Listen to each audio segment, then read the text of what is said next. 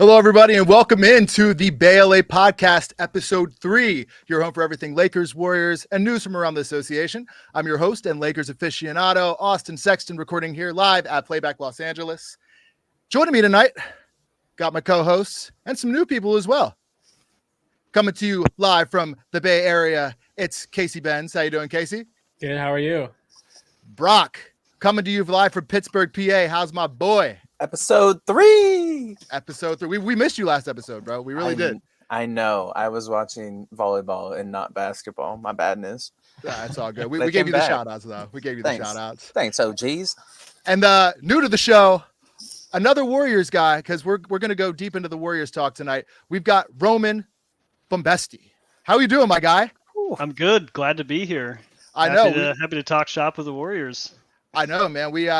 Casey told me that you're a big Warriors guy, and we're excited to have you on the show and talk some basketball with us, bro. Thank you for being here. Yeah. Hey, so before we get into it, guys, make sure to give us a 5-star rating over on Apple Podcasts. Subscribe to us on Spotify and subscribe to us here on YouTube so you can be up with everything Lakers, Warriors, and news from around the association.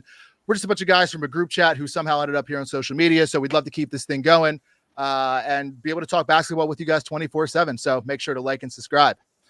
All right, so getting into it, I feel like we're always Lakers heavy, and we talk some Warrior stuff, but I really want to get into Warrior stuff today. So I feel like we need to talk Warriors rotations and the roster. And Roman, I know that you were big into this as well. I know we have questions. Obviously, we've got Steph Curry, we've got the OGs, we got Draymond, we've got Kevon, we have a lot of the rookies who are going to be going into it. But since you've been watching the show, you said you want to discuss some of the things that are going on with the rosters and rotations. So I'm gonna let you take it, man. Yeah, thanks. Again, happy to be here. And I guess to start, I remember Casey made the comment that he found Steve Kerr's tinkering with the rosters, interesting. And I can describe it as frustrating myself because It seems random and it's difficult watching the likes of Anthony Lamb get more minutes than, Moses Moody at times. And just like Casey, I'm a big Moses Moody fan, and more Moody minutes. Oh, I like that. More Moody minutes. More Moody minutes. Yeah, that's crazy. We're big on Moses Moody here at the show for sure. I'm gonna go ahead and pull up the. I'll go ahead and pull up the roster for you, so we can go ahead and dive into that. Can we see it here? Oh, perfect. There it is. Yep. I'll go ahead and zoom in a little bit more so we can make sure to see everybody. So what do you think of it? What's the frustrations? I mean, it's been a frustration of mine for the past 2 years. It's too many guards. Too much overlap with, from the shooting guard to small forwards. It's just so much overlap, and it's not enough minutes to go around. And with the guys that we just added, like Buddy Hield, is he going to be starting or is Pod's going to be starting? Where's Wiggins going to fit? And is he going to eat up a lot of minutes that could be maybe going to Kuminga? Because where is he going to fit? As well with TJD, I think he should be starting. I don't think that we should see Looney until until halfway through the first. I love this. I agree. Yeah, It's also frustrating with Kyle Anderson. I love him as a player. Great role player and contributor. But I think he's just going to eat into minutes where I'd rather see the young guys get more floor time, get more time on the court. And yeah, it's going to be another frustrating year, I think. And I don't want to walk into the season with low expectations, but Steve Kerr is still the coach. Yeah, interesting take. Casey, what do you think about that, man? From another Warriors perspective.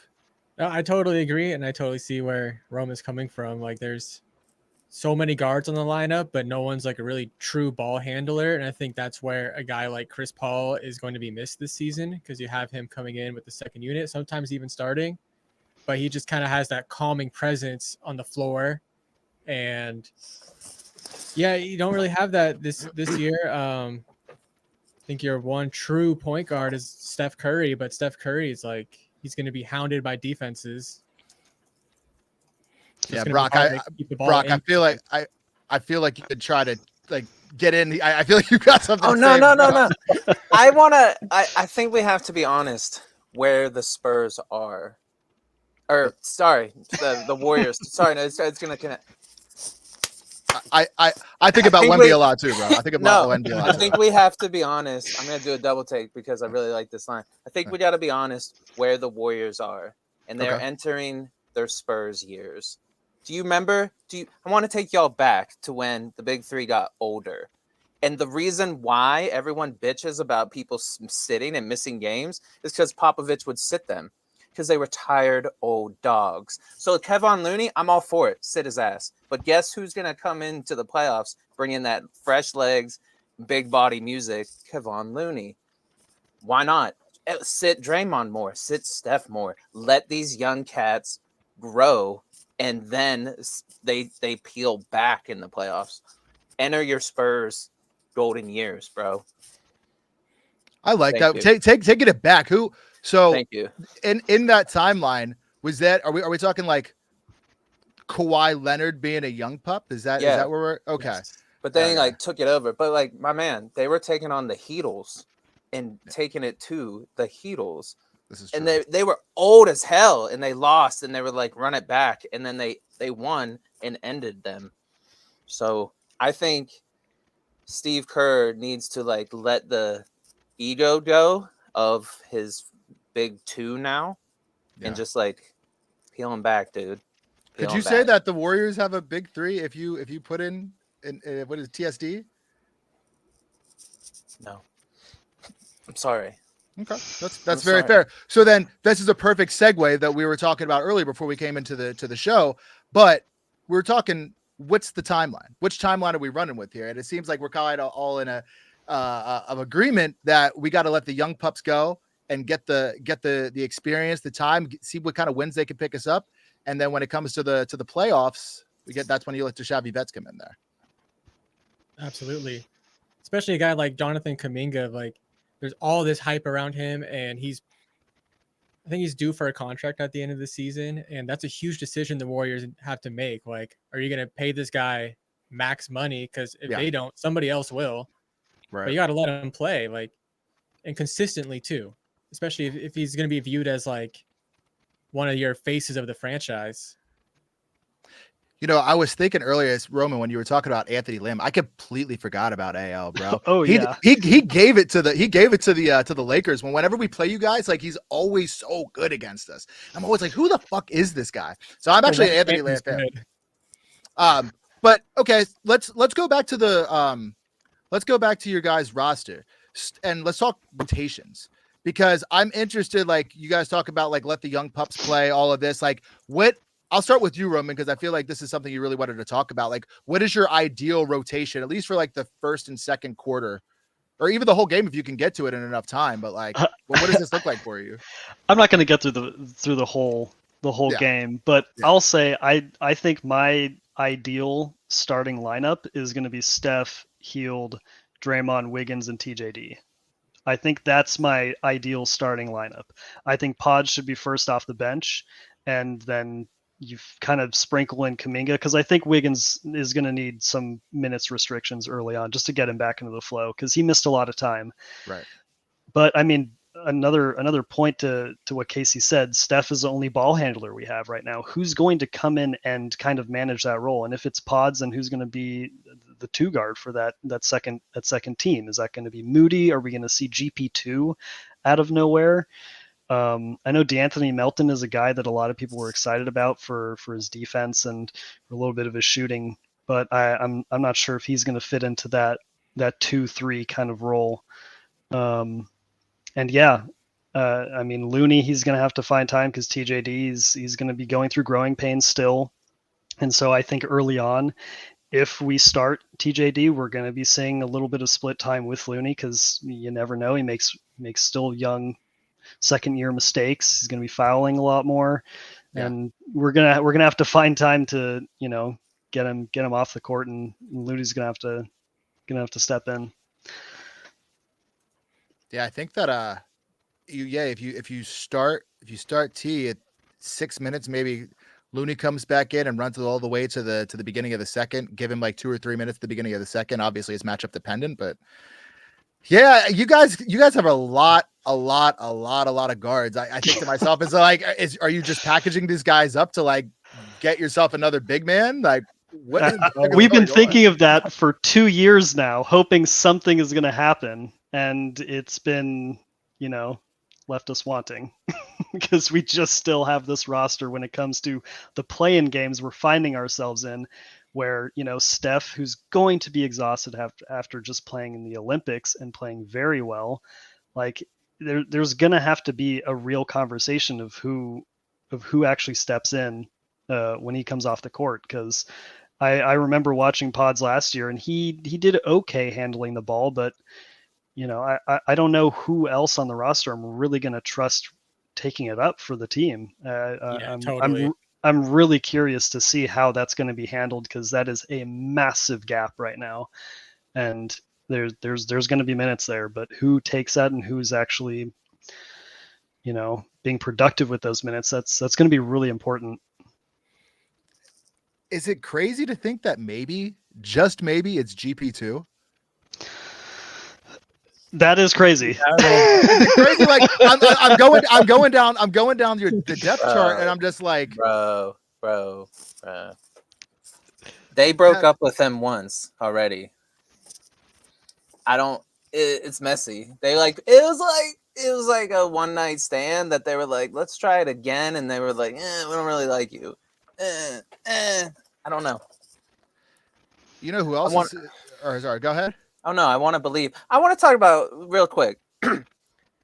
So their main dude, Clay, the original three, leaves, Okay. right? Right. And they replace him with like a less version of him. And they are just supposed to like gel. Like he's going to be expected to do everything Clay did, to be unselfish, to be that second shooter, to be ready. And like, what if he's not? Then you run into like then you're like, damn, You're bro. in trouble. I feel like no one's talking about Buddy's pressure to be Klay Thompson. Because like Klay Thompson, like he got hurt and he went 0 for 10 and the internet blows that up. But like Klay Thompson is first ballot, right? Absolutely. Mm-hmm. No doubt. And Buddy Hield is not. But like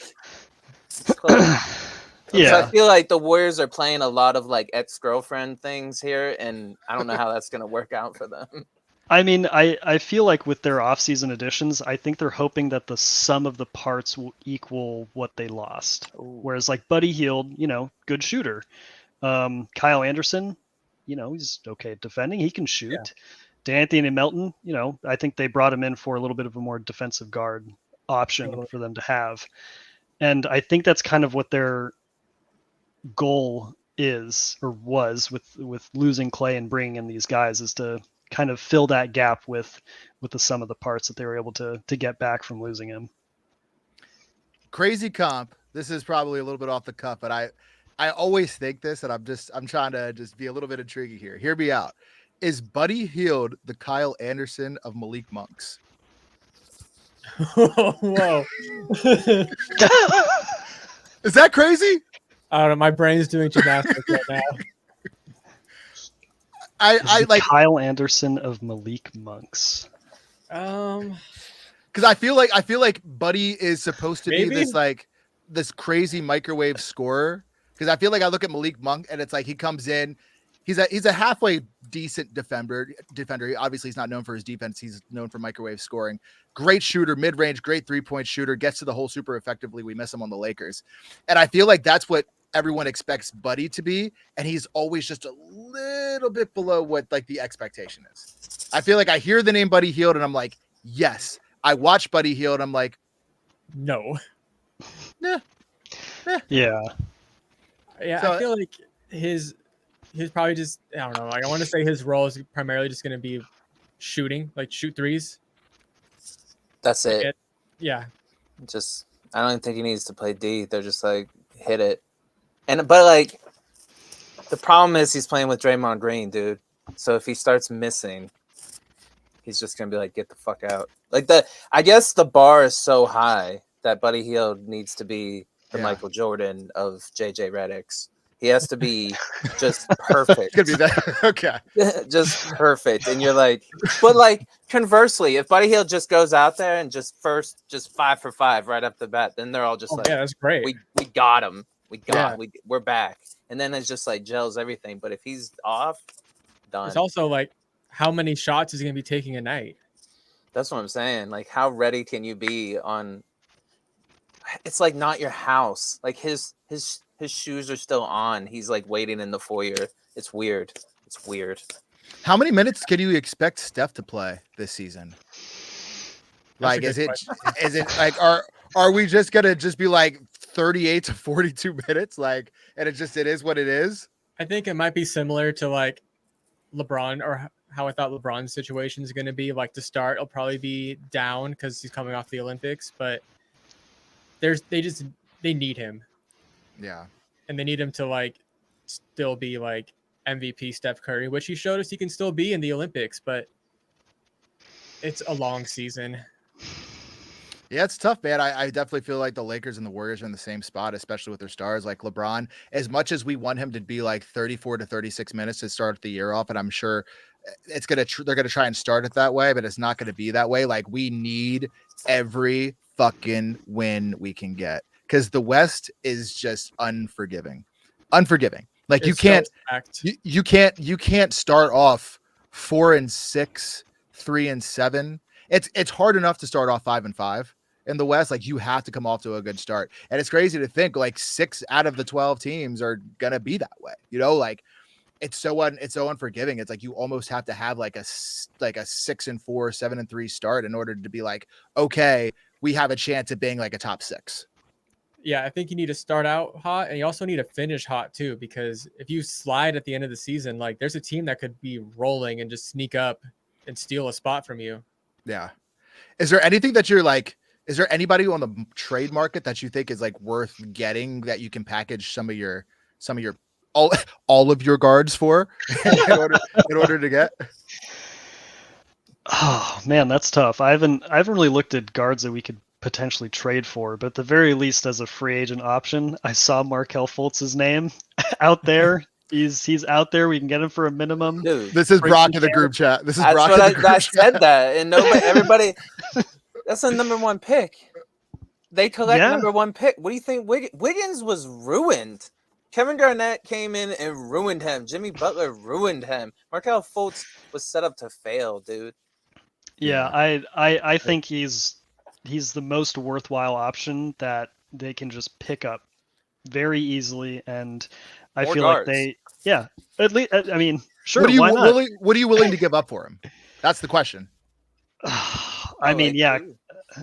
Oh, it's free agent, so you don't have to worry about giving up anything. Okay. Yeah, I mean, but what guard is going to lose their minutes to this new guard is the question. That's the real well, question. You know what you could do? I'm just going to throw this out there. This is a great segue. You could put together some of your guards, trade off and get like a bigger asset. I don't know what that is, but I'm trying to basically say you could have a 6'8" shooting guard named Blake Henson, who Love Blake Henson. just came from the Los Angeles Lakers. We waived him, and you guys just got him on an Exhibit 10 deal. Lakers Nation was very pissed about that because we thought that he could be like the 3-and-D guy that eventually, like in the next 2-3 years, could be the next big thing for us. But obviously Rob Pelinka just shit the bed per usual to make room for Christian Coloco. But at least we got a big guy. I understand what they're talking about. But yeah, I mean, as far as Warriors rotation, as far as like looking at your guys' roster build right now, it is very, very hit or miss. And I think I'm leaning towards a little bit of pessimism rather than optimism. I can say that also on the Lakers side as well. So I think we're in similar boats. Definitely think that we're in similar boats. Yeah, 100%. Just looking at the roster right now, it's like Shake Melton. I feel like GP2 is a good defender. Wiggins, there's a lot of questions here, and I feel like this is going to make us. The whole team is just kind of like wait and see, which isn't really a great place to be. Yeah. Yeah, I mean, it's wait and see to see if any of these young guys are given enough time to really blossom and kind of come into their own. Because I mean, there's been so much expectation put on Kuminga. Moody was a high enough pick as well that there should be high expectation for him, but he just hasn't really been given the time. More Moody minutes. They are 21 and 22. I honestly think Steve Kerr has a problem.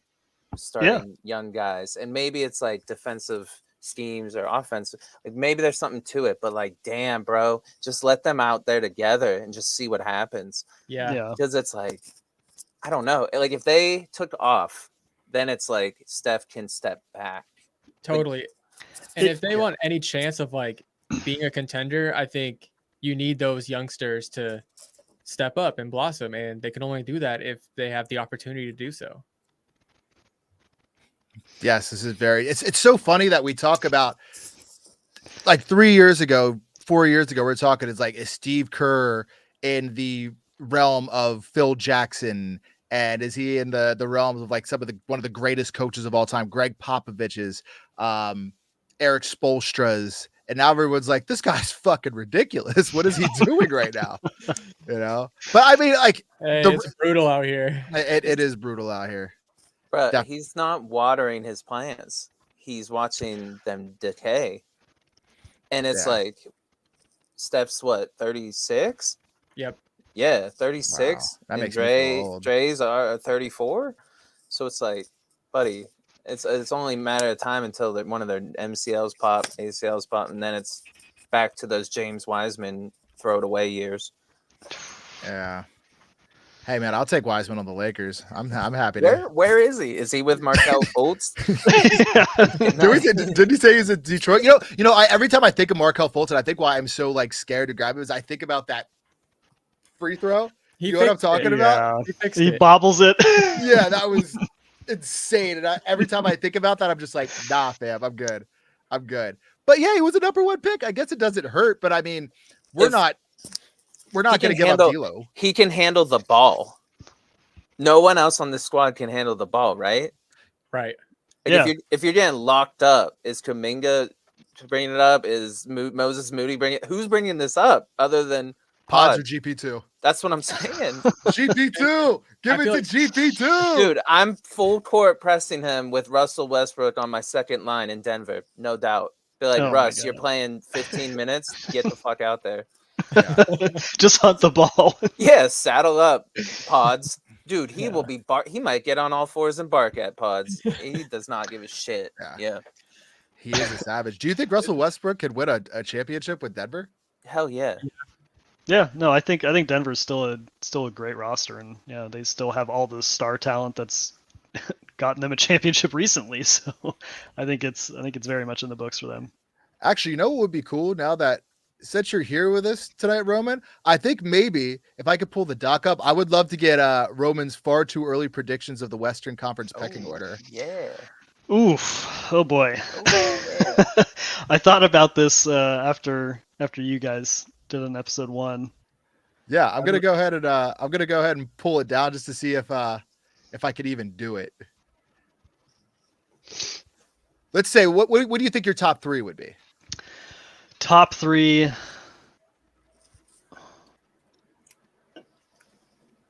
I'd say first seed is probably going to go to OKC. Okay, I like that. Yeah. OKC. Second seed Mavericks. Okay. Oh boy, it's getting interesting. I like this. Welcome to the show, Roman. I've thought about it, man.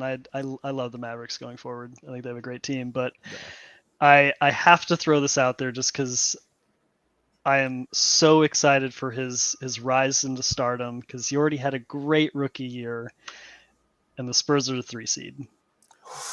He didn't go Denver. Denver. I thought you were going to go Denver, and you. Denver's going to live in the 3-4 range, and they are still going to be competitive in the playoffs because they have that experience. But I think Wemby's just going to go absolutely just hog wild with CP3. So that I was going to say that means CP3 is averaging 20 points a game, 8 assists, 20 assists a game. Don't count. 20 I'm not knocking it. I love the take. You remember when he got thrown into Oklahoma City and they gave him a 2% chance to make the playoffs, and that motherfucker made the playoffs? Yep. With no one.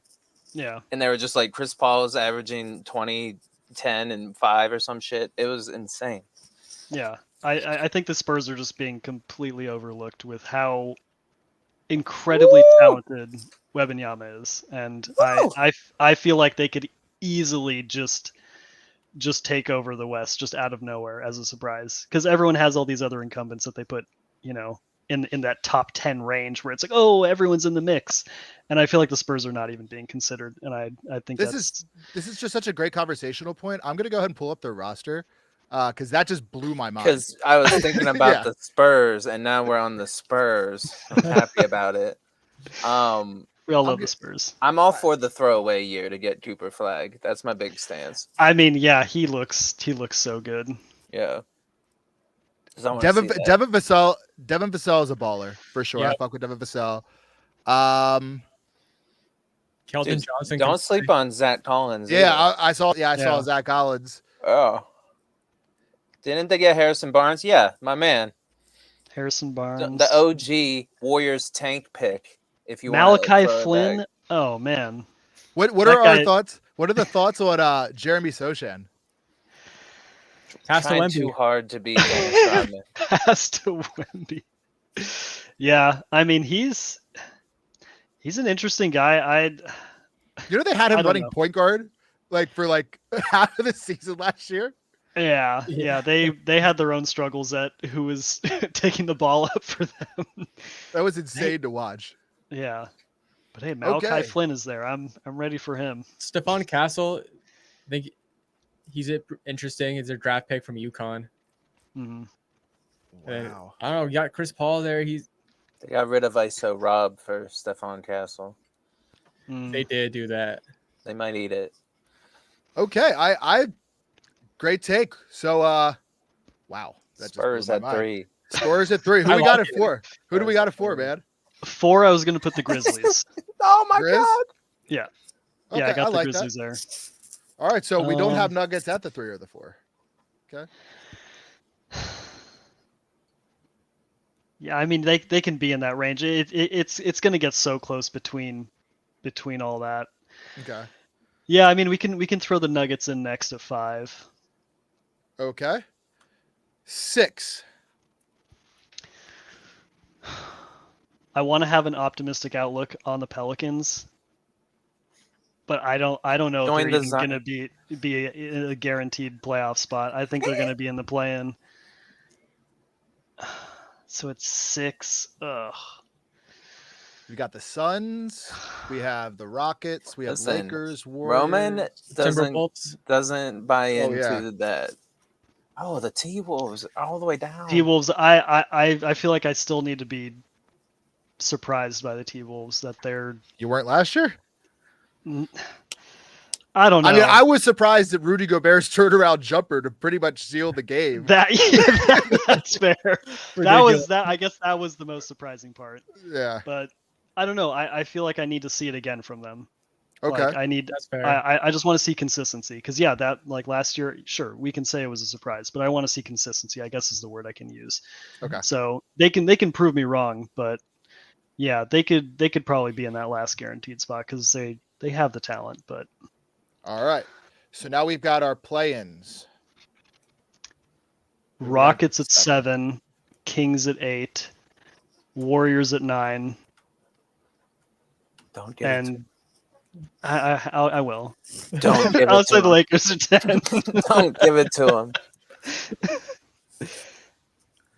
Just for that LeBron TV rating. He's not saying the Lakers are good. He's just Adam Silver making it happen. Watch those last 5 game calls.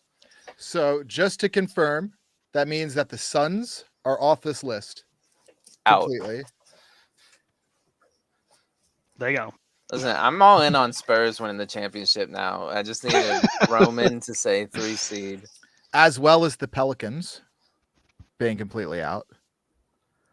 So, OKC, Mavericks, Spurs, Grizzlies, Nuggets, Timberwolves, Rockets, Kings, Warriors, Lakers, with the Suns and the Pelicans out. Okay. The Spurs are definitely a sleeping giant. Oh yeah, I wasn't gonna give him the real okay, this is it until next year. But I like Roman's optimism. I can get down with that. I want to be ahead of the hype, man. Smart man. Smart man. Absolutely. It's a good pick. All right, well we've got that jotted down, so we'll come back to this probably halfway through the season to see what happens, man. All right, so why don't we're about 30 minutes into the show. Why don't we move into some Lakers stuff?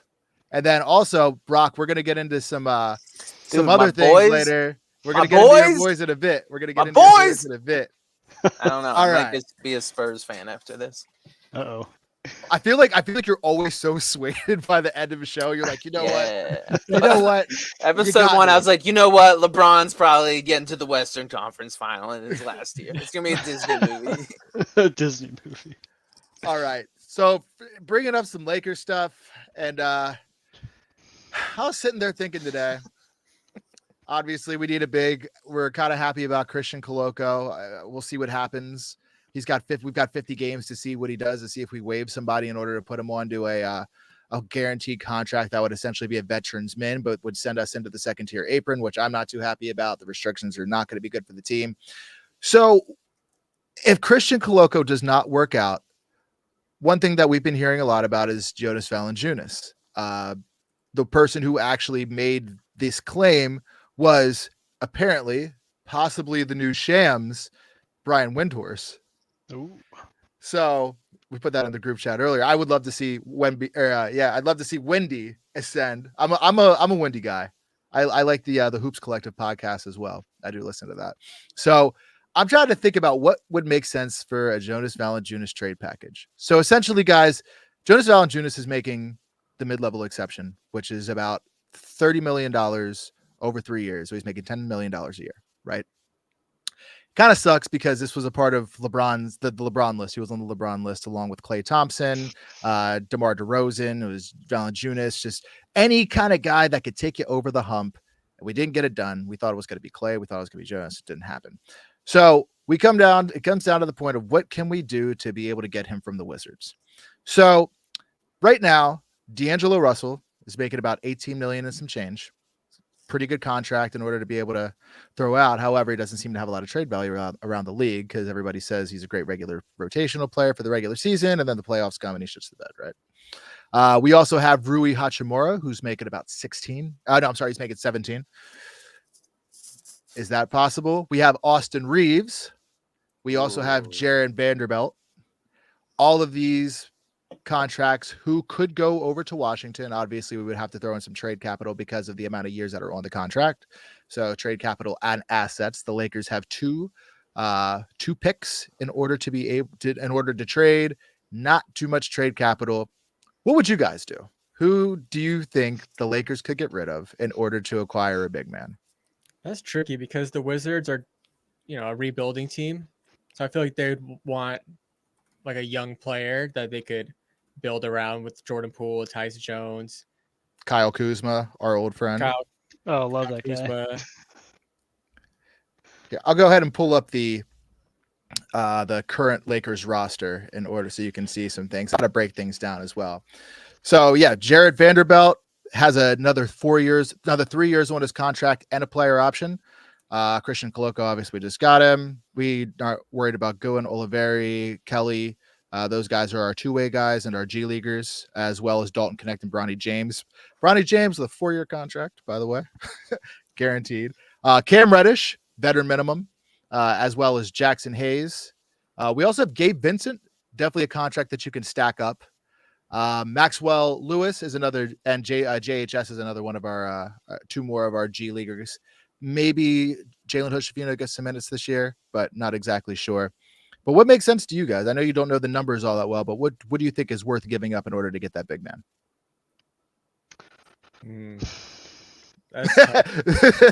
Everyone's like, Bro. Yeah, I feel like Rui is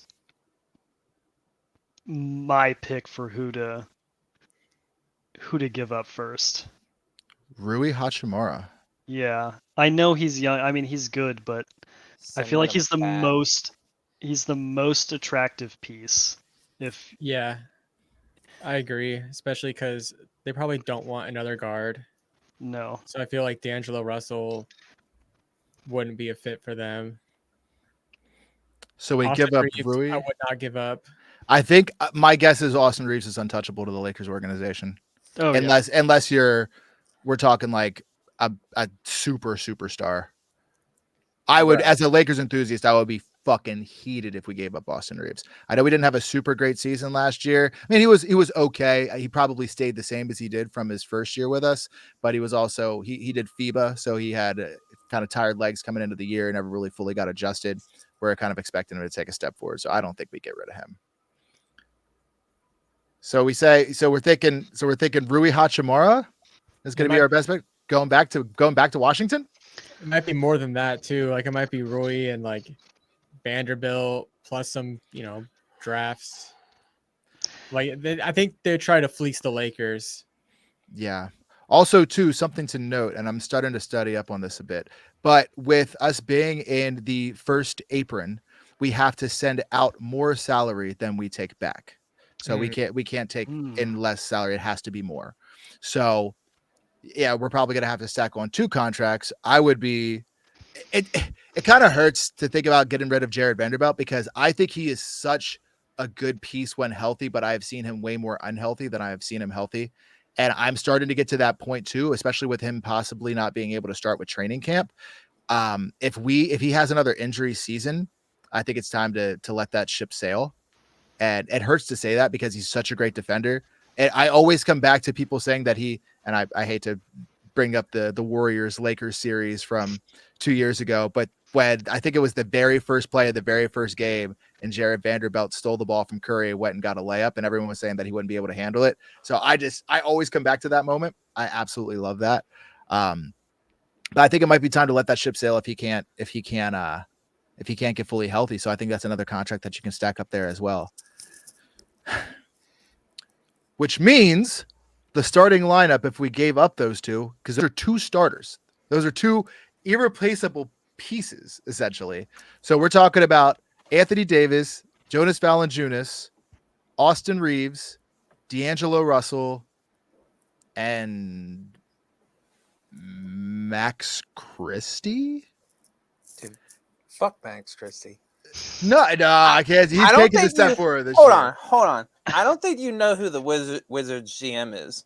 Do you know who the Wizards GM is? I don't. Nah, yeah, exactly. He's a fucking killer. His name is Will Dawkins, homie. You know where he was 15 years before this? Oklahoma City. Built the whole shit up again, okay? If I'm Will Dawkins and I got bitch-ass Rob Pelinka on the phone with me, I'm going, give me Bronny James because I'm selling fucking tickets because we haven't had anyone in the seats since Gilbert Arenas brought a gun in. So that's who I'm taking from you. Oh, yeah, throw in Rui Hachimura, too, because LeBron's knees can't be taking blows from centers. So if you want Jonas that we signed for no fucking reason, here it is. Give us your son. Click, bang. Thank you. That's Will Dawkins, baby. How did you get the recording of that call already? Dude, I'm trying to be the new windbreaker. I hope he only wears windbreakers, by the way. That would be so fire. That would be so fire. Hey, I don't know. He might be a couple XLs. Sorry, Wendy. So you're saying Jared Vanderbilt, Bronny James, and or Rui Hachimura and Bronny James? Dude, I am ringing him up. Rob Pelinka's awful. Awful. Do you think there's no way. I feel like there's no way that they would give up Bronny. If it's not going well and the Wizards want to sell tickets, why not? I mean, because the Lakers making the call. Yeah, I know. I'm saying, why not give him up? That'd be the craziest. That would be so up. Could you imagine the headlines? I mean, Rich Paul would die, but it's probably worth it in the long run. In the short run, it's worth it. So the question is LeBron willing to sacrifice his son for isn't this like biblical, like sacrifice your son for number 5 ring? Yeah, thank you. By the way, anybody watching the podcast or the YouTube version of the podcast, we are not sponsored by Red Baron, and we don't know. I don't know why there's pizza coming up with the screen, but Red Baron, if you're watching this, we would love to have some pizzas shipped to the different parts of the country, 2 in San Francisco, 1 in Pittsburgh, and 1 in LA. So. Dude, Pittsburgh loves Red Baron. I don't think Rob Pelinka. I don't think that the Lakers do it, but if it's if they get to a point, I'm trying to think of the point where it possibly could happen. This is the most hot take shit ever, but I just don't know. Unless Anthony Davis gets hurt, right? If Anthony Davis gets hurt, When? Christian Coloco, no, I think he's going to be good. Christian Coloco doesn't pan out. Colin Castleton just can't handle it. That is like the only time I could see this happening. But I wouldn't doubt that like Rich Paul somehow put like a no trade clause in Bronny James's contract for like a rookie. That would be insane. I mean, That'd be he already got absolutely that insane. 4-year deal, right? Yeah. But I mean, it's 4 years, but it's like it's a two-way. So Mhm. he's going to be with the Los Angeles Well, Lakers. here, son, here's your 2-way ticket to DC. Catch you at home Thanksgiving, bro. See you at Christmas. Yes.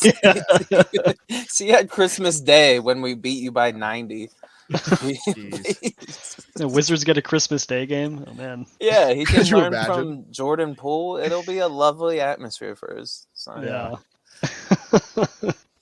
Well, I know that staying on Lakers topics, the Lakers, a big part of their end of their season, and probably from the middle towards the end of their season, is they had a surprisingly efficient 3-point shooting percentage. And typically when people come over to the Los Angeles Lakers, we call it the Lakers tax. If we get somebody who's a 41% shooter, a consistent 3-point shooter, it tends to go down like 4 to 5%. There's just something about the purple and gold that tends to bring these guys down a little bit. But last year, obviously, thanks on the shoulders of D'Angelo Russell and LeBron James having another historic 3-point percentage shooting year, we did great. We sacrificed, however, on the defensive end. And I think it might have been more of a Darvin Ham thing where he thinks to himself, going for offensive boards is kind of the isn't really a good way to go about it. It's kind of an old school way, just get back and play defense. This year, JJ Redick is actually trying to implement picking up more offensive boards, i.e., he wants Rui Hachimura to be our number one offensive rebounder. And I don't know if I'm 100% sold on that, but moving into JJ Redick and his schemes and everything, JJ Redick's offense. So this year, he's talking about he wants to essentially run a 5-out offense, lots of motion. He talks about how everybody thinks 5 out. You're talking about 3-point shooting. But it's not necessarily all about that, because you could have people coming off of screens to the 3-point line. You could have 5 out to get Anthony Davis into the post. You could be running multiple different sets of plays in order to be able to get different players the ball. Is there anything that you guys would like to see the Lakers do this year different than they did last year with Darvin Ham to essentially create a better and a more high efficient offense off the top of your head? LeBron at point. LeBron at point guard. Whole time. So essentially D'Angelo Russell just get off of the floor. Go eat your fruit snacks on the sidelines again, my guy. You don't want to be here. Game 5 D'Lo? Yeah, you don't want to be here. Rui Hachimura is averaging 5 rebounds in his career a game. Yeah. That's why I feel that's like why we're a little concerned about JJ's take of, hey, we're going to turn this guy into a really, really good offensive rebounder. Could you get 5 rebounds in a game if I played you 40 minutes? Could I? Yeah. 5. I'm also a believer that if I was playing Michael Jordan one-on-one and I had the ball first, I could probably score a basket. So I'm going to say yeah, but the answer is probably not. I think you could get 5. I think anybody could get 5 if that's all you were out there to do. Yeah. Shit. Okay. Does LeBron really want to hear that?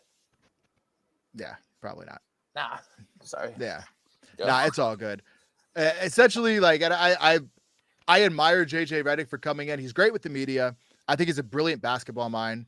I mean, LeBron James had a podcast, who is one of the greatest basketball minds of all time, one of the top 5 for sure, and chose to do his podcast with JJ Redick because of his basketball IQ. So I definitely believe in JJ's X's and O's. I'm interested in seeing what it looks like, especially come preseason time. We've got about 15 days until the first preseason game. Also, too, just so you guys know, the Warriors and the Lakers play each other. I believe it's in San Francisco. But we should definitely make it a point to see the game if we can all somehow find a way. And Brock comes to the West Coast. But I'm not 100% sure what this is going to look like, especially with our big guys not doing too good. But what I would like to see more than anything else, Anthony Davis, I'm going to go ahead and look into my camera. Anthony Davis, can you shoot the 3 again?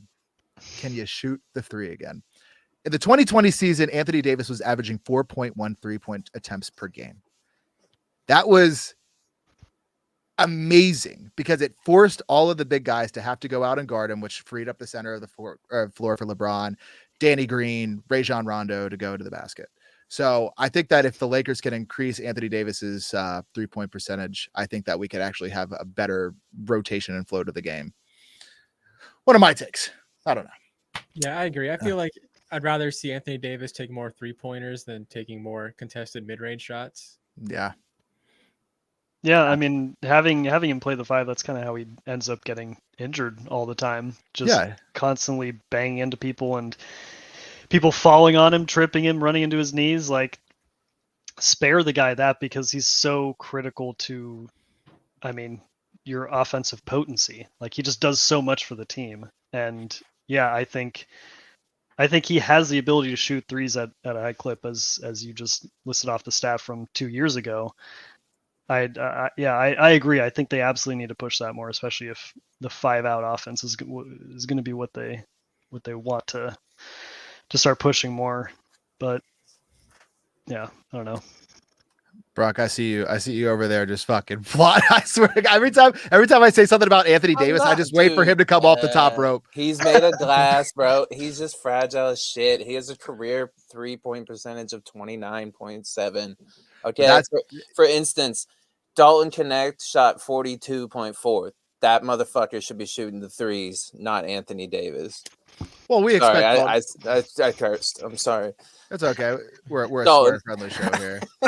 Well, Dalton could. I mean, we expect him based off of our health right now to be a rotational player. So I think that, especially with the 5-out offense, I think he's your buddy Hield.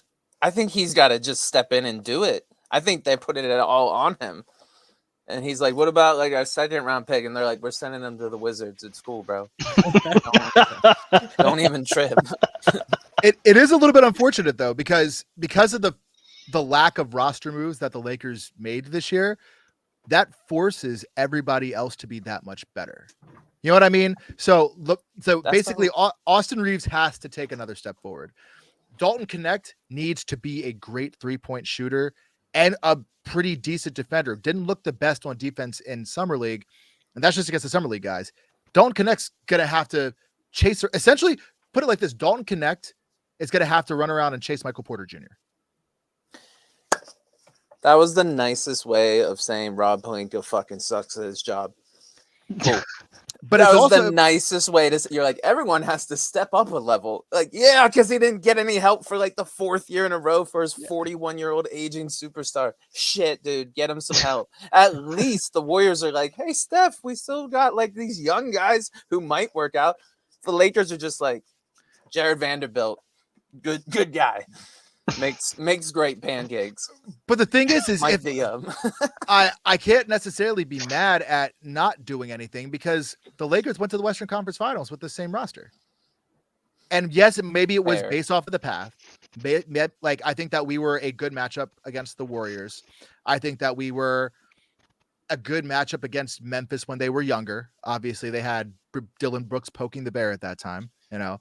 But I think it was a product of our path, but you could say that for any team in any year that they win the championship. It's roll the dice and see what happens.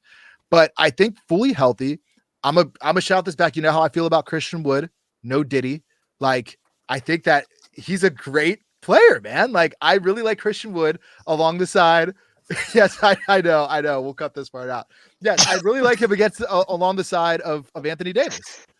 And I think that if we can just land a big man, I think we're still in contention. That's me being an optimistic Lakers fan. Maybe a little bit delusional, but I think it's fair. I think the interesting thing about the Warriors and the Lakers is that they have the potential to catch lightning in a bottle. Yes. But it's hard to do. Yeah. But we're here for the ride. Yes. All 4 of us will be paying a lot of attention to that this year. But we're 50 minutes in. We've got about 10 minutes left. Brock, I want to talk the power of friendship. My boys. Go ahead and get into it, man. I know you've been waiting to talk about some of this stuff. So let's have some discussion. So here's what I'm going to crack open to y'all. Steve Kerr, your boy, ruined the Celtics this summer intentionally. We all saw it. He didn't take Jaylen Brown. Everyone's like, it's Nike. I don't know. He didn't want him. brings in Derek White. He plays the most with Drew. Jason Tatum played like 3 minutes, and that was it, right? Okay. Intentionally trying to ruin him. So who else in the East can even mess with Boston, you know? Like, to me, the Knicks trading for the power of friendship, they're all in. Tibbs got his, I don't know, Jesus Christ superstar from the Nets, and he's going to play him 40, I don't know, 8 minutes if he has to. Oh, So yeah. now it's just We all Josh know that. Hart doubled twice, and it's going to be lovely. But my point is, did you ever play basketball? Like Roman and Casey, did you ever play basketball together? Yeah. You're friends. Oh, yeah. You're friends your whole life. Like I have this group of like 5 friends. We don't even have to talk on the court. Like it's been 15 years. You still play with Savvy? Exactly. Exactly. There you go. He knows the person that I'm referring to. Shout out Savvy. And like you hit a point where you don't even, because everyone knows their role. And if everyone knows their role, and it will die for you, will be your brother in arms on the court, then it's like you don't need Rob Pelinka's well wishes. Like you'll do better. Like no, you will do better for each other. You will do better for each other because you will die for your brother. Like that's real. That's the realest shit. And they won a title in Villanova. And my point is, they have OG Julius Randle as cool Unc or big bro. I don't know. Let him rip. Let him shoot. I don't care. Anyways. The Knicks. What are the Knicks to you? Casey and Roman, childhood friends, played basketball together. Tell me about it. I mean, yeah, that's the dream, right? Is just having all your buddies on the court with you on the same team. Dude. I mean, it's always a pain in the ass trying to guard Casey on the court because he's hitting daggers from mid court most of the time. Casey does have a wet jetty. Yeah, a wet jumper. Sorry. I like wet jetty, but a wet J. Sorry, go ahead. Yeah, no, I mean, as I said, it's what dreams are made of. Just playing hoops with your buddies, and especially just the history that's built into that whole group. Like that's awesome. It's so cool. I don't think Julius Randle fits in as the cool uncle or older brother. I think he actually is going to feel left out, and I think he's going to get in his feelings, and I think he's going to play like shit for the rest of the year. I think he's going to just be an odd fit in terms of the chemistry on the team, and yeah. So they trade. Would you take Randall back? Lakers? Yeah. That's a great point. Honestly, I Roman, who's saying Wembanyama's up. Now I kind of like the Randall, get out. You're not part of our clique. Will you take him back? No. You're going to say no?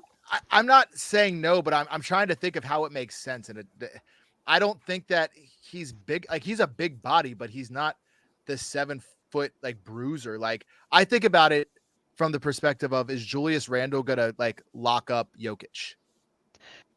Is Julius Randle going to rebound, though? Ooh. Rui Hachimura, I don't know if he's built to kind of do that. Well, Roman, if you didn't hear, JJ Reddick says Rui Hachimura Hatcher going to get these rebounds. Is going to average 15 to 25 rebounds a game. I don't know. If you want like an actual rebounding forward, I would absolutely make the move to bring Randle back. Does anybody know what he makes per year? I think it's a lot. Too much. Yeah. Way too much. Dude, his shot is so soft, though. Did you ever watch it? It rotates. It's like Ray Allen's stroke. Watch it. So Julius Randle, let me take a look. 28. He has 4 years, 117 million. Ooh. So he's making that's a lot. He's making about 30. He's making 30 million a year. I don't think you're taking that on. Yeah, I don't know where that fits into your books right now. Maybe if you offer Bronny, Bryce, we would have to. Jameses, we'd have to combine salaries. Delonte West. If we wanted to bring Julius Randle back to the Los Angeles Lakers, you would have to do Gabe Vincent and D'Angelo Russell, or D'Angelo Russell and Rui Hachimura, which means your starting lineup, if that's the case, Austin Reeves shifts over to the 1. So AD is your 5, Julius Randle's your 4, LeBron's your 1. No, LeBron's your 3, AR is your 2, and Max Christie is your 2. So Austin Reeves, Max Christie, LeBron James, Julius Randle, and Anthony Davis.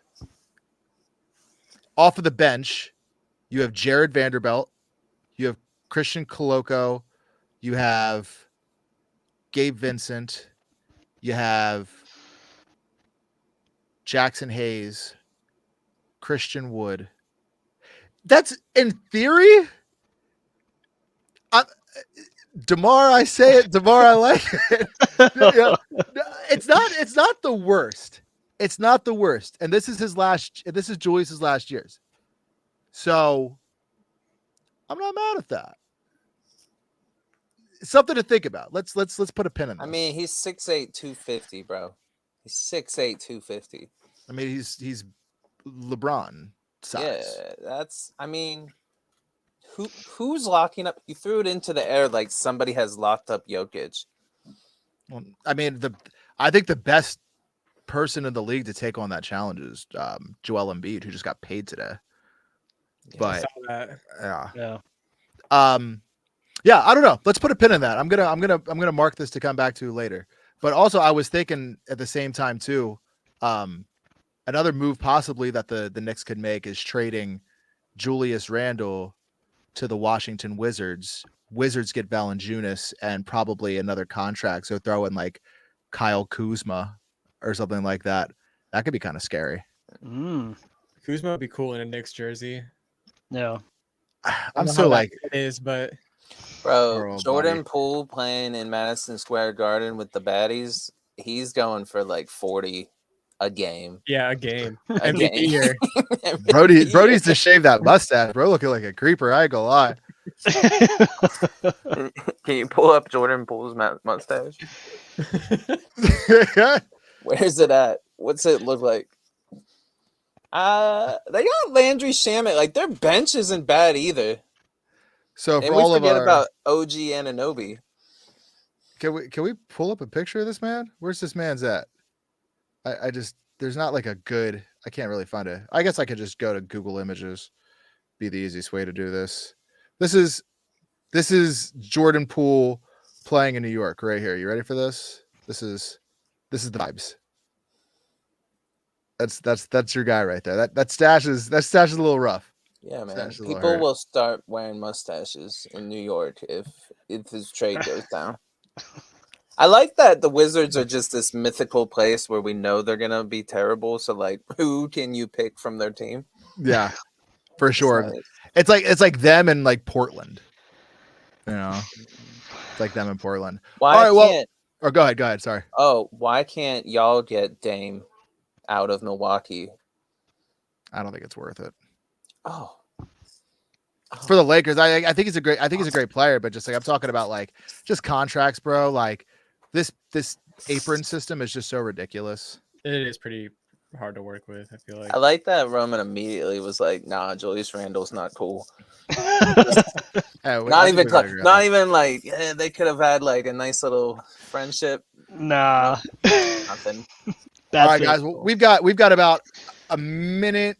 Well, we've got about like 2-3 minutes left. I'm going to bring up one more segment. Brock, I know you don't know about this, so I think it'd be good to get your take on this. And this is a kind of a cool subject to go out on. KD's Dubs rings versus LeBron's Heat rings.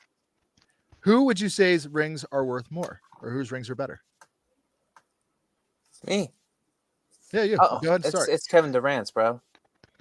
It's Kevin Durant's. So you say that he made all three of them Hall of Famers by hitting shots in LeBron James's face. I have never seen somebody better at basketball other than LeBron James than Kevin Durant on the Warriors. Is that fair? With my eyes, ice cold. Like LeBron Heat rings are like, yeah, that was fun. That was nice. But like without Kevin Durant, what is Steph Curry? 2 rings? And I guess one could argue without Ray Allen, what is LeBron James? What is the Heat rings? Yeah. Yeah. You'll never know. I think here's my statement. Kevin Durant is more dominant than Shaq on the Lakers. His time in the Warriors. Dude, it changed basketball. It changed the NBA. You could say the same thing for Shaq, bro. I can, but I would rather have Kevin Durant and Steph Curry than Shaq and Kobe. Print it.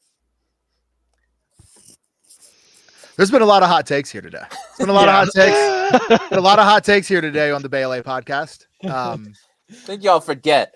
Go watch the tape of Kevin Durant, ice cold drilling a three in LeBron James's face, and they swept him. Second time through. Yeah. Second time through. That's what sent him to LA when he was whispering with Lonzo, like, I'm gonna come get you, bro. I got you. I don't want to be here anymore. And then he instant traded his ass. Yeah, that LeBron.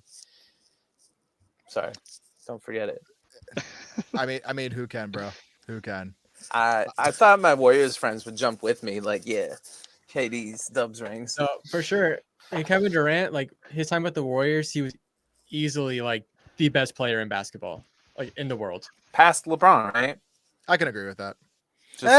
I don't think I agree that he was better than LeBron, but I think that the system that Kevin Durant played within made him the best basketball player at that time. Give him those 2 years. I'd say that the Kevin Durant rings, just given the context of joining that team and against LeBron, I think it just makes those rings more memorable. And I think that kind of makes a bit of the difference. Like those series were memorable. Like that was, I don't know. Like you're just never going to see that type of storyline, that narrative kind of play out. And I think that's a bit of the difference for me. I think we have different definitions when it comes to memorable, because I think that the 2 rings that LeBron won with the Heatles also had those moments where you're like, damn, that's fucking crazy. The 1 ring. All right, so we're talking about Ray Allen. Yeah. We're talking about LeBron James joined a super team and beat 3 babies on the OKC baby squad. And then Ray Allen saved his ass. I guess, yeah, you don't really think about LeBron's first ring. You don't like, it just kind of happened. It's not a good one. You think about the second one. You think about the Ray Allen, the Chris Bosh rebound to Ray Allen, right? Third ring, we think about Cleveland. Fourth ring, you think about this, Brock. The bubble chip, if you will. Yeah, I guess that the Warriors ones are a little bit more memorable, but I think it's more memorable in the fact that it was just like polarizing that Kevin Durant was there. Like, yeah. I can see right now the dagger in LeBron's face. I know exactly where I was at when I was watching. It's on the left side of the 3. Yeah, and and LeBron like tries to be Michael Jordan, like slap the wood and like I got him, and it's just like I don't give a shit. I remember the look on Kevin Durant's face when he hit it. Yeah, so, and it was over, and we're like, this might be the end of LeBron in Cleveland, and then he ran it back, and it was like probably shouldn't have done that, bro. I thought it was gonna be the end of LeBron in Cleveland when Kyrie left. I was just like, damn, but yeah, guys. Or go ahead, Katie. You have the last word. Yeah, well, I think what makes that series so great, like the Warriors versus Cavaliers, especially on the tail end with KD and LeBron, is that like I feel like basketball fans, everyone kind of knew like, oh, it's going to be the Warriors and the Cavs again, but everybody still watched. Yeah. It was what the NBA needed. Yeah. And now you just proposed LeBron's 2 Mickey Mouse championships, so it's cool. It's fine. I don't even hate LeBron. I love LeBron. I just want to piss you off. That's the key. Well, you're doing a decent enough job. So, dude, can we shout out Roman for just spitting fire the whole time? Absolutely, Rowan. Yeah. We hope to have you. We hope to have you back more, man. Yeah, no, I'd love to be back. I mean, it's fun having a platform to just spew my my hot takes, because I need people to hear the truth about the Spurs and what's to come. Absolutely. Well, big takeaway from this is the Spurs are going to possibly be the 3 seed at the end of the regular season, according to Roman. The Kevin Durant era rings are better than LeBron James's 2 with the Heatles. And the Lakers and Warriors got a lot to work on in the next 15, 16 days before the start of training camp. So, but thank you guys for tuning in again to another episode of the Bay LA Podcast, episode 3. I'm Austin Sexton along with Casey, Brock, and Roman. Thank you guys for tuning in. Make sure to subscribe to us. Give us a 5-star rating on Apple Podcasts. Go ahead and subscribe to us on Spotify and also here on YouTube for everything up to date NBA, Lakers, and Warriors. Until next time, guys, have a good rest of your evening, and we'll see you on Monday. Take care. Peace. See ya.